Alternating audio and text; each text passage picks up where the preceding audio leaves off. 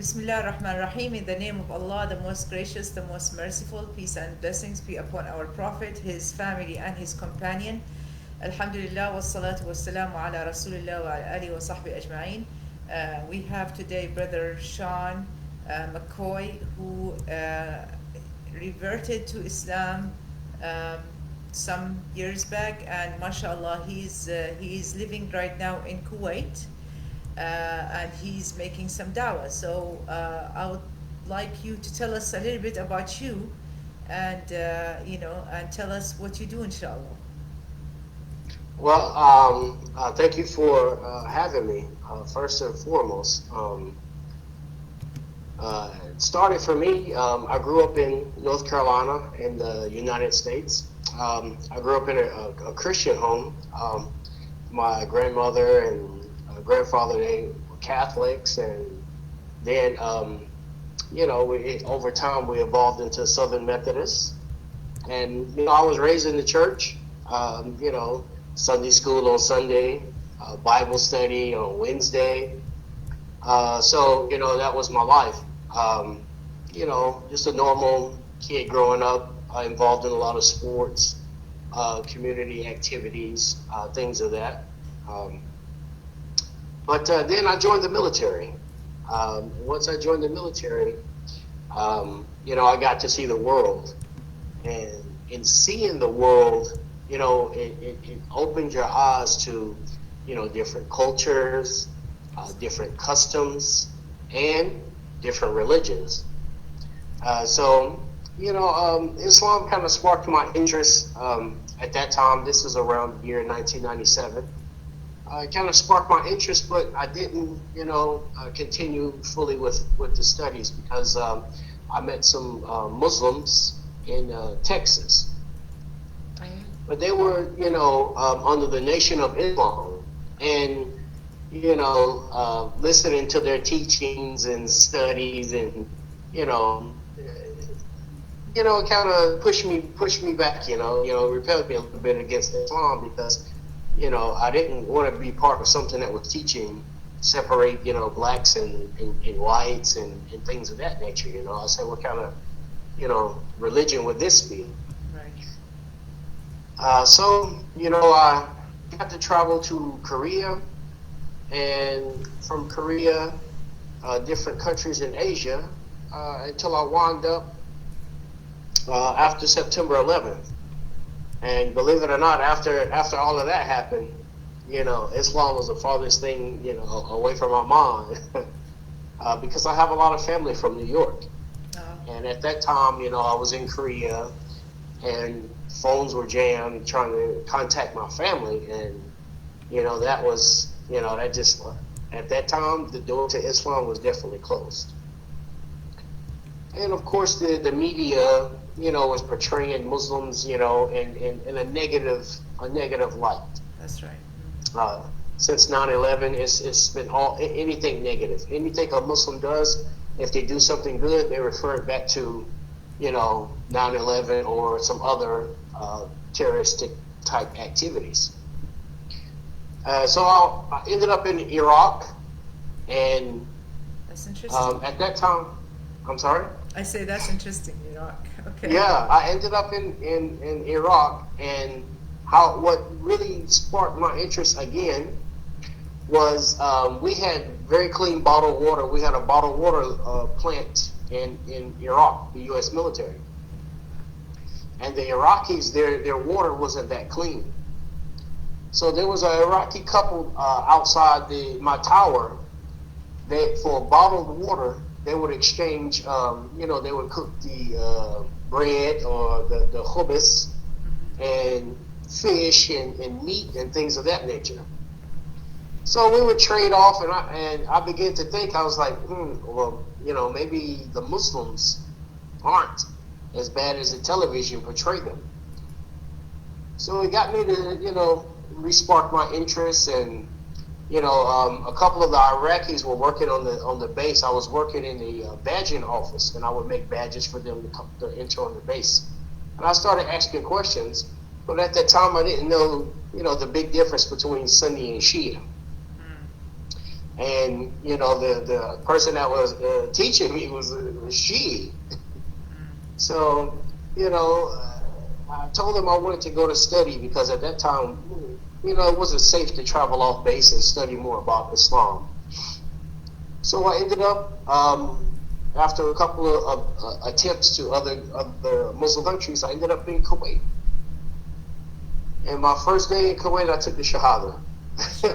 So hold on, you were in Iraq in the U.S. military? Mm-hmm. And then you went to Kuwait while you are still a U.S. military? No. I left the military. Oh, okay. And I left the military, left the States and everything to, pursue this dream, so to speak, to know more about Islam, to see how the Muslims live, and it's turned 10 years now. Oh my gosh, 10 years in Kuwait, mashallah. Yeah. Wow. I visited Kuwait back in 2007 and I loved that country. I was like, maybe one day I will find a job and come back, to Kuwait or something like that. It's really awesome. Yeah, mashallah. Very hospitable. The people very, very hospitable here. From the first day, some people they didn't know me and they come inside my house, drink tea, have dinner. I'm just like, I found it a little weird, coming from the States, That's very generous of them, yeah. That's the Arab, that's the Arab blood, so yeah, they are very generous. They love to help people and, and bring them to their home and things like that. So you became Muslim in Kuwait in which year? 10 years ago? 2010? Yes. Okay, that's good. It was September. No, it was August the 17th. Yeah. MashaAllah. And so tell us a little bit, how did you get to learn more about Islam in Kuwait? Like, what did you do over there because we have so many new Muslims that they're watching us right now, and they find it a little hard and overwhelming at the beginning when they start learning about Islam. So I would like you to talk a little bit about this. Well, by the grace of Allah subhanahu wa ta'ala, He connected me to a person that have, the weekly diwaniyas, the gatherings in people's homes. And inside that diwaniya, or that gathering area, there were a lot of sheikhs, and they had a lot of patience with me, a lot of patience, because there were some times that, and I know exactly how these new Muslims that I educate, that I teach, I know exactly how they feel because I was once there. You want to, you learn one hadith or you learn one thing and you think you know all of Islam. That's right. Or you just want, you just want to all in one day just read as many books as you can. And, my advice I always give to new Muslims is, I know it's tough and I know it's hard, but you have to practice patience. Because I know some sheikhs, they've been studying Islam 40, 50 years, and they tell me they don't even know a drop of Islam. So I'm sitting there, I'm like, well, in 2 years I've read this and I've read that. And they're like, that's nothing, That's right. So, patience is the key. And, the thing that I avoided was getting into a lot of battles. I see it on social media now. Some person a new Muslim, with not a lot of knowledge, they get online and they want to compete back and forth with people that, are saying bad things about Islam. You got to know when to pick your battles. You have to know when to just, I know it's tough and I know it's hard, but just bite your tongue. Right. Because you could say something or you could try to explain something and it comes out to be wrong. And then that person is just going to take that and use it and show, Muslims are this or Muslims are that. So, fortunately, the sheikhs and the scholars that I sat with and I studied with, they were always teaching me this lesson before they started teaching me Islam. They say, you have to be patient. You have to be patient. And I'm sitting here like, you guys not teaching me anything. And I got it after a while, like, hey, it's a reason why they're telling me you have to be patient, you know. So, you know, I was very fortunate to be in contact with them, and I started working at for the Ministry of Islamic Affairs, and then I came in contact with a lot of people with a wealth of knowledge that were willing to share it with me, you know. So, Allah has been on my side from day one, you know, even though sometimes I would look and I'd be like, you know, where am I going to get my next meal? You know, sometimes I didn't have $1 in my pocket, you know, and, you know, mashallah, you know, my next meal would come, or my next, you know, $25 to $30 would come. So, you know, you just have to be patient and trust God's plan. Right, Allah provides. So, you know, I would like to know, like, what kind of da'wah do you do right now? And, you know, I have so many questions about da'wah. So let's see, like, what are the things that you do in da'wah, inshallah? Well, one of my positions, I work at the Grand Mosque of Kuwait. Okay. And what we do, we have a unique experience that we give at the Grand Mosque of Kuwait. We open the mosque for non-Muslims. Nice. So we have visitors, on average, we have about 10 to 15 visitors per day from all over the world. You know, there's been some countries that I've taken on tours that I didn't even know exist. And, you know, they're non-Muslims, and, you know, I explained to them what Islam is. First, I explained to them that I used to be a Christian. So I'm on this, I know what, you know, I know about the Bible, and I know about, you know, Christianity. And they asked me a lot of questions about, you know, how is Islam, how is this, how is that. And then we offer a segment to normally around the time of the Maghrib prayer, that they can sit and they can watch how Muslims pray. Okay. So, you know, after the tour, we normally take, you know, between 30 minutes to sit down, discuss with them about Islam, and teach them, you know, about Islam. We're not there to convert them. We're just, you know, paint Islam in a different picture. Right. That's awesome. Because those people, those individuals will go back to their countries or to their area, to their cities, and they'll do da'wah for us. Because they'll tell their families, oh, we went to a mosque, we took photos, and they put them on Instagram and everything. And, you know, one person, I tell 5 people, and by me giving da'wah to one person, I just connected with, you know, 6 people. So, you know, that's what I do. So I always have to study, because, you know, it's been sometimes the visitors, they ask some of the most wildest questions, you know, about Islam. So I have to be sharp. Right. I bet, mashallah. And so you said that you do also street da'wah the other day. So what other da'wah stuff that you do as well?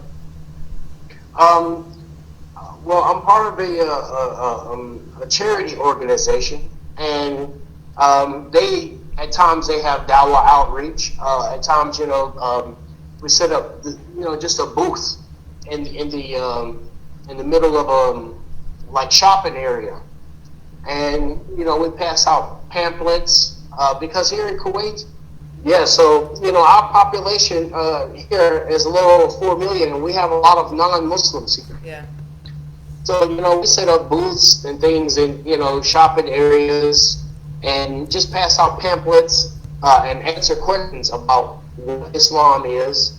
You know, sometimes sometimes the most difficult thing is a lot of non-Muslims watch Muslims versus reading pamphlets, and those are the most questions that we have. Well, we see Muslims doing this, and I say, well, sometimes you see Christians committing bad acts. Are all Christians that way? And they say, oh, no. I say, okay, well, you know, Islam is the same way, you know. We have some people that follow the religion. We have some that don't, you know. Yeah, that's So, true.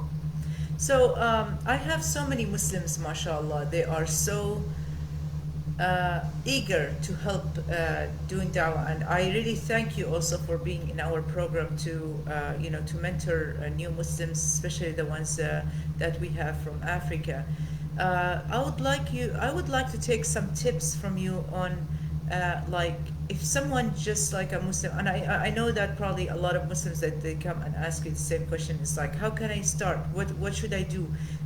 What should I learn about Islam, and how can I introduce Islam to non-Muslims? So give us some tips about that, inshallah. Well, when it comes to one of the biggest things that I tell people when other da'iyas are asking me questions or talking to me, I tell them, listen, we, from the hadith of the Prophet sallallahu alaihi wasallam, we convey even if it's one verse. That's right. If someone wants to become a Muslim, Allah subhanahu wa ta'ala will put in the Quran, he say he opens their breast to Islam. Don't try to force someone to become a Muslim. You present the information, you present it eloquently, nicely, in a respectful manner, even if they're saying bad things about Islam.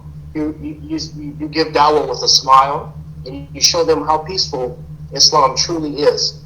And if Allah wants to open their heart, they will accept Islam and become a Muslim.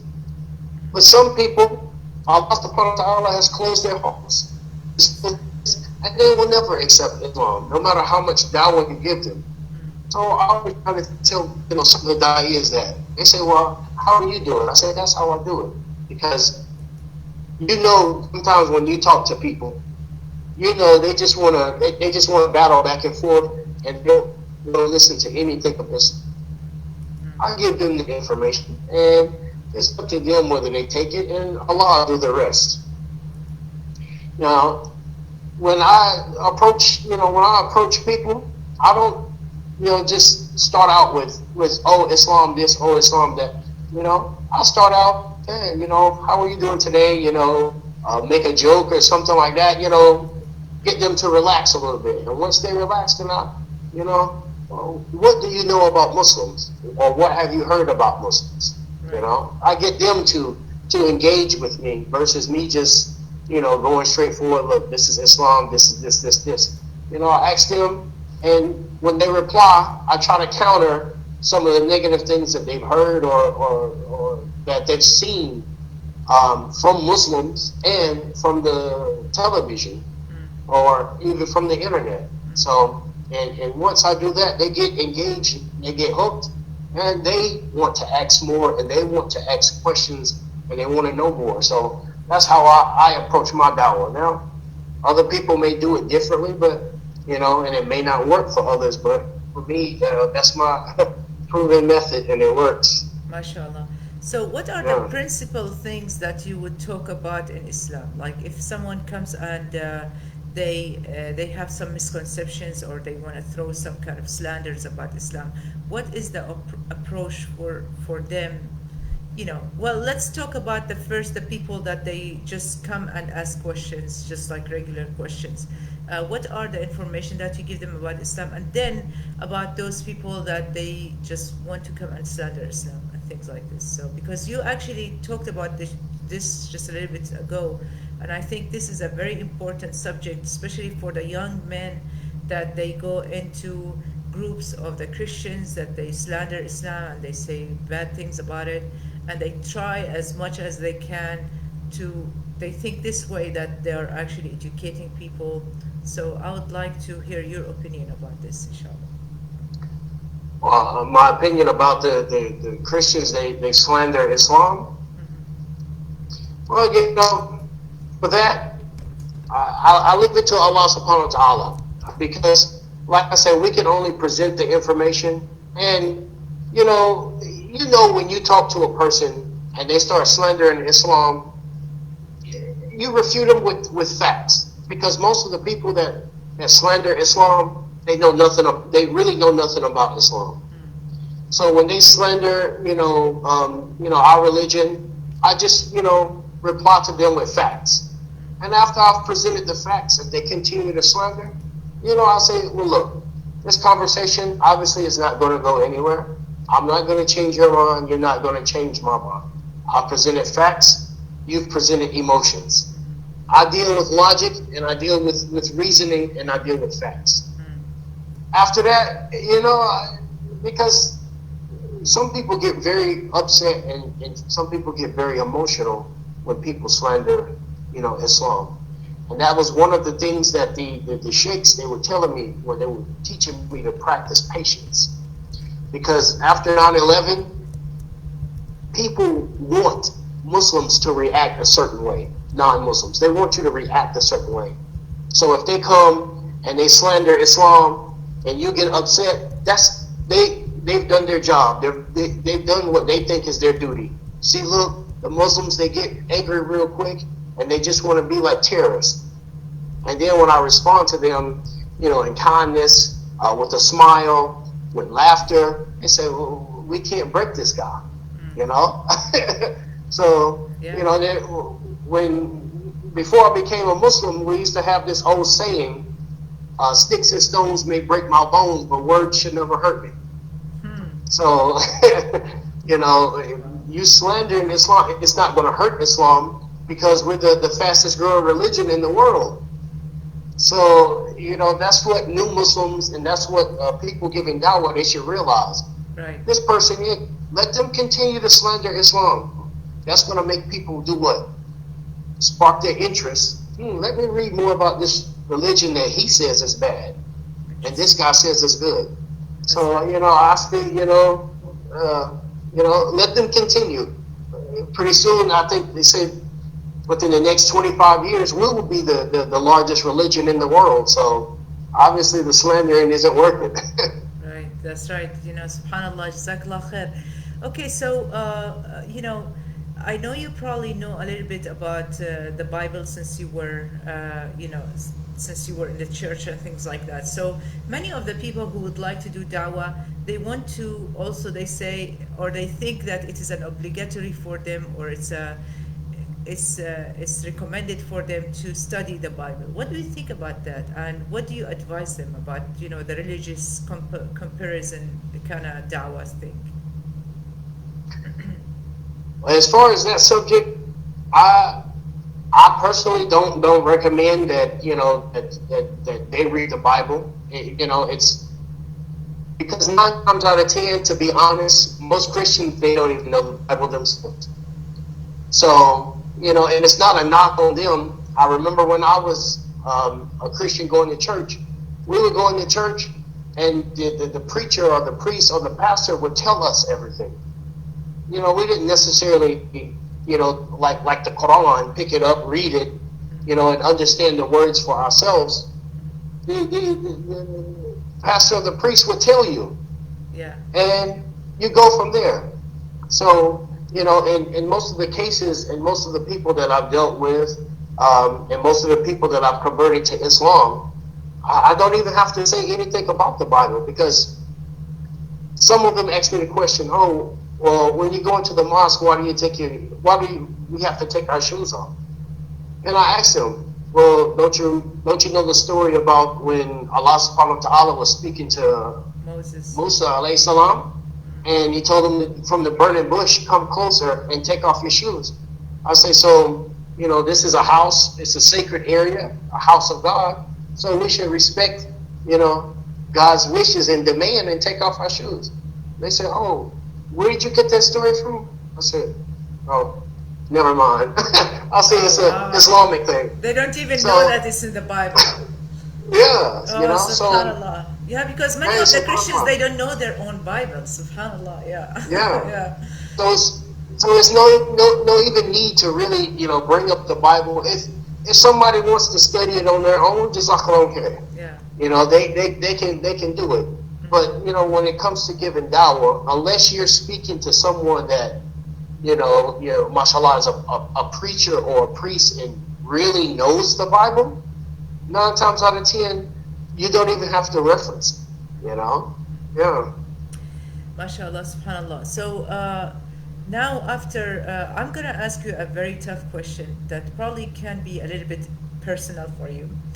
But you as an African American, and now I'm going to touch base on that, and I think that this is very important to talk about it, especially with what happened, the killing of Floyd by the police officer here in the United States, and that a lot of, we hear a lot of things, and unfortunately, subhanallah, the racism is on its rise right now.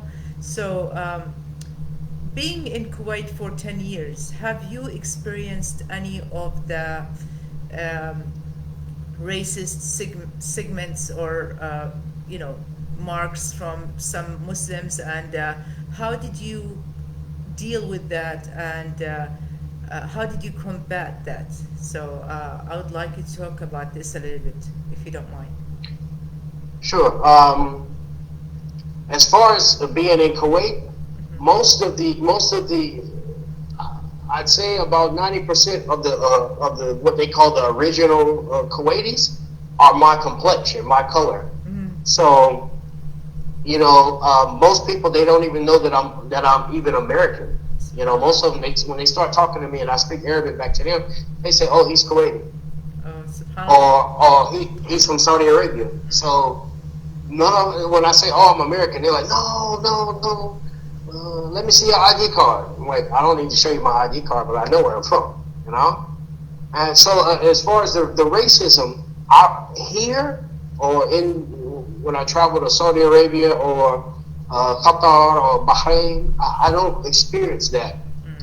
Where I did experience when I traveled back to the States, and of course I was wearing the Dastasha and the thobe. And, I presented my U.S. passport to the customs agent, and he asked me, what was I doing in America? And I looked at him. I said, I was born here, I'm coming to visit I'm coming to visit my family, He was like, most people that were born here, they don't come to fly in wearing, that type of attire. I was like, it's a free country. I'm free to wear what I want to, And, I just thought, well, I'm living in, I'm a foreigner in another country. Nobody asks me or say to me, why are you wearing those clothes? When I come to my own country, I experience that. So, but, with a lot of people on my Instagram, they sent me messages about what happened with George Floyd and the other individuals that passed away at the hands of police. And for me, I try not to get involved in a lot of political stuff. I'm not, as far as, when it comes to Islam, we're not supposed to be, apolitical type people. So, I don't get involved. I don't make comments about that, it is tragic. And there is racism that still exists in America. But America is also a land of opportunity. A couple years ago, we had a first African American president. So it's possible to make it in America. We have a lot of successful athletes and millionaires, and the founder of BET, billionaires. So you can make it in America, And like I say, it's tragic what's happening in the States as far as racism. But you can make it. You can be successful in the U.S. But for me, I try to stay out of the political atmosphere. Even though that's my major, political science. Yeah, subhanallah. Exactly. Yeah. Okay, so Alhamdulillah Rabbil Alameen. So before we end our interview, I would like to ask you, what message would you give to non-Muslims that they are watching you right now, and then what message would you give to the Muslims, inshallah? My message that I want to give to non-Muslims is, if you want to know about Islam, ask a Muslim. Don't go to the television, CNN, NBC, ABC, or the History Channel, and let non-Muslims tell you about Islam. If you truly want to know about Islam, Muslims are more than willing and more than eager to teach you, to educate you. We don't necessarily want to convert you. We just want to show you that Muslims and Christians and any other religion, we can all live in peace and harmony. And what you see on television is not what true Islam is. You know, Islam in itself is peace. So, just if you want to know, ask. For Muslims, the advice that I would give any Muslim: practice patience and know, without a shadow of a doubt, non-Muslims are watching our very actions. When you see, Muslim women, doing crazy things on Instagram, not wearing hijab, non-Muslims are watching this. When you see guys acting not in accordance with the teachings of Islam, non-Muslims are watching that. So when people like me or yourself come to give da'wah, the first thing a non-Muslim say, well, I saw so-and-so that's a Muslim doing this and doing that.